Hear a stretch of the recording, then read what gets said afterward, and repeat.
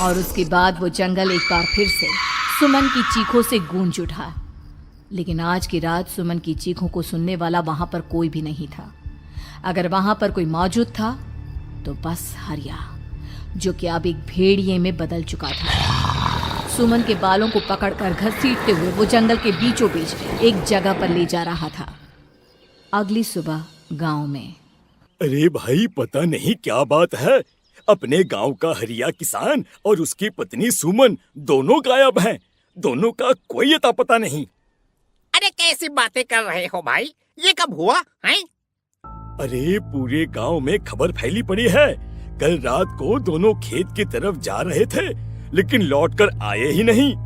तो हो सकता है अपने खेत पर होंगे। पूरा गांव ढूंढ कर आया है भाई। जानते हो क्या मिला वहां पर? क्या हुआ भाई, क्या मिला? बताओ हमें क्या मिला। अरे हरिया की पत्नी सुमन के कपड़े पड़े हुए थे। शरीर का एक एक कपड़ा फटा हुआ झोपड़ी के बाहर पड़ा था, लेकिन दोनों पति पत्नी का कोई पता ठिकाना नहीं था। अरे भाई, लेकिन उसका जो दोस्त है ना रामू किसान, उससे पता करके आते हैं ना। अब तक तो दोनों साथ ही खेत पर जाया करते थे। हाँ, हमें उसके घर जाना चाहिए भाई। चलो चलो वहाँ चलते हैं, चलो।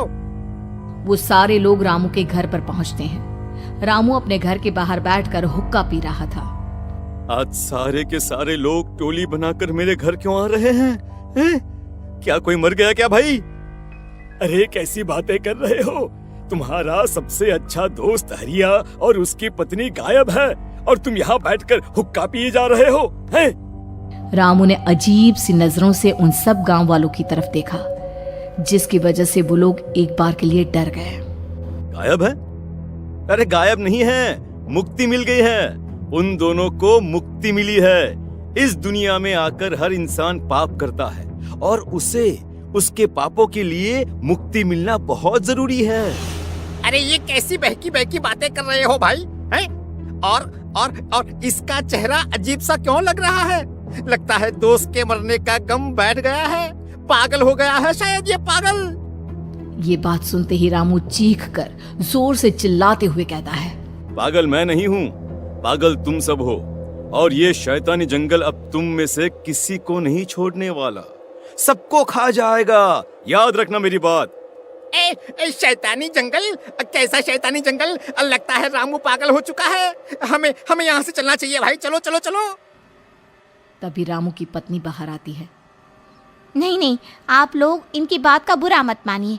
2 दिन पहले हरिया के साथ खेत पर गए थे। जब से वहाँ से आए हैं तब से ऐसी ही बातें कर रहे हैं। भगवान जाने ऐसा क्या देख लिया उन्होंने, खेत में कुछ भी बड़बड़ाते रहते हैं। लेकिन गांव के लोगों ने कमला की कोई बात नहीं सुनी और वो सब वहां से चले गए। रात अब धीरे धीरे ढलने लगी थी। तभी अचानक किसी ने धीमी सी आवाज में रामू को पुकारा। रामू, आ जाओ, मैं तुम्हारा इंतजार कर रहा हूँ। और सुनो, अपनी पत्नी को साथ लेकर आना, नहीं तो काम अधूरा रह जाएगा। ये आवाज सुनते ही रामू के चेहरे पर शैतानी मुस्कुराहट आ जाती है। वो धीमे कदमों से अपने घर के अंदर आता है। क्या हुआ? तबीयत ठीक है ना अब आपकी? मैं तुझे अपने साथ खेत पर ले जाने आया हूँ, चल। मैं तुम्हारे साथ कहीं नहीं जाने वाली। मुन्ना गहरी नींद में सो रहा है और उसे अकेला छोड़कर मैं तुम्हारे साथ खेत पर नहीं आ सकती।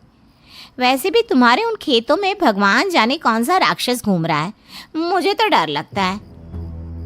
रामू गुस्से में दांत पीसता अपनी झोपड़ी से बाहर आ जाता है और कमला गहरी नींद में अपने बच्चे के साथ सो जाती है। तभी अचानक रात को रामू की झोपड़ी के ऊपर एक साया वही गाना गुनगुनाते हुए घूमने लगता है जो हरिया के मोबाइल में बजा करता था। मैं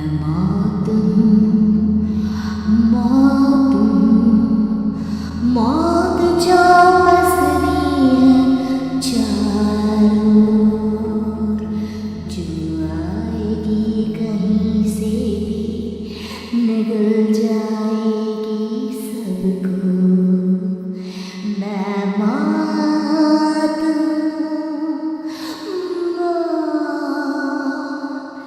अब मैं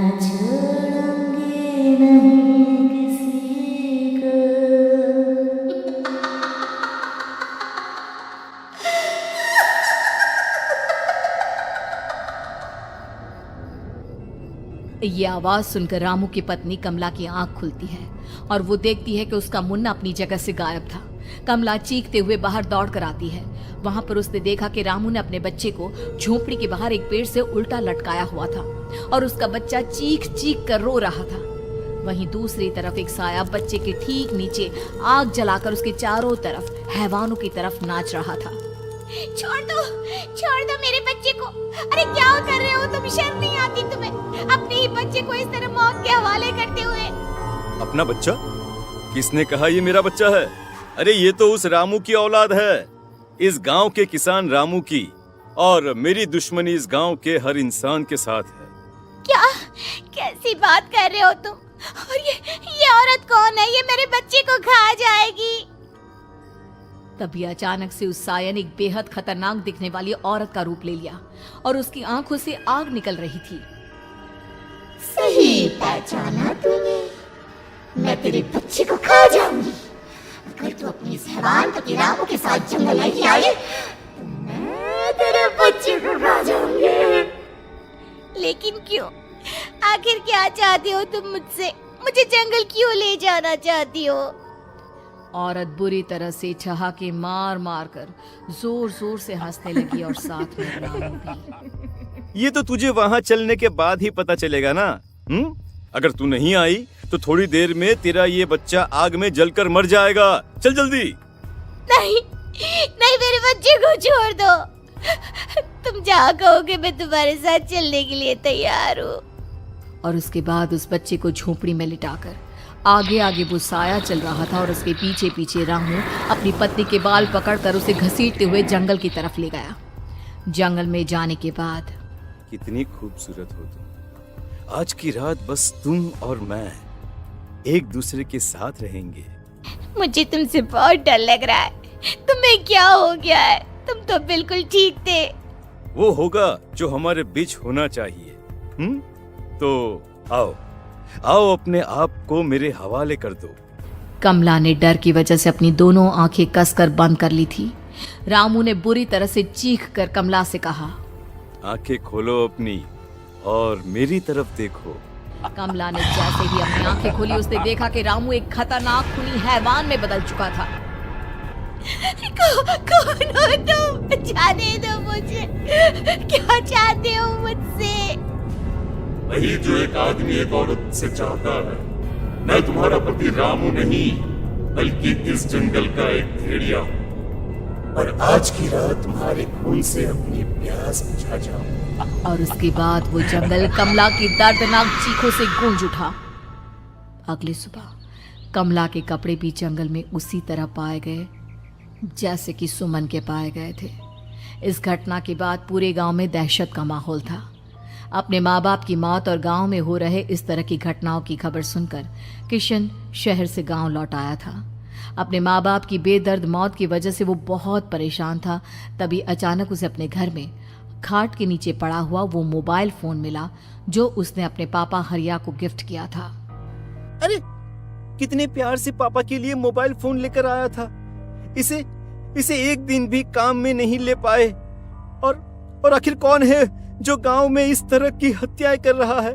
क्या है इन सब के पीछे? क्या है?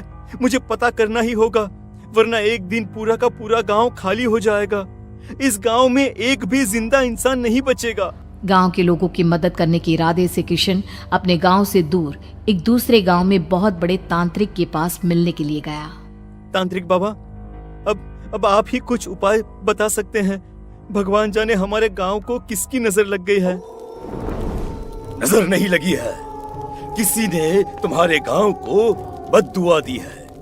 किसी सताई हुई आत्मा का प्रकोप है और अब वो पूरे गांव में किसी को नहीं छोड़ेगी जब तक उसकी आत्मा को शांति नहीं मिल जाती। अरे लेकिन ऐसा कौन है बाबा? किसकी आत्मा है और कैसे मिलेगी उसे शांति? मौत है, मौत कहीं से भी आएगी और सबको निगल जाएगी। इससे बचने का सिर्फ एक ही उपाय है, लेकिन उस उपाय को करना आसान नहीं होगा। जो भी उस उपाय को करने की कोशिश करेगा उसकी जान जा सकती है।